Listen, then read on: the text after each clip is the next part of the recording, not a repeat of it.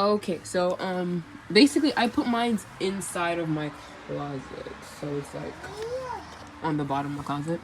And I put this lock there, so it did not come with it. I bought that like off of Shein. So yeah. But yeah, and also it does not come with the light either. I also put that. It's a motion censored light that I put in there because it's like dark in here. But it didn't come with the light either. But I did that. So yeah. Yeah.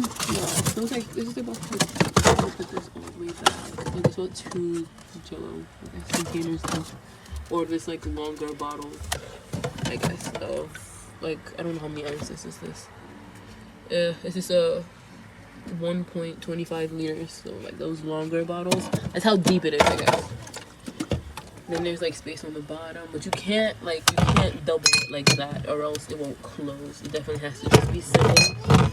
And you have, of course, the storage on the side, and you have this little storage right here. Hopefully this video is not too crappy.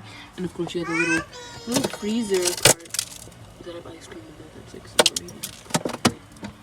But yeah.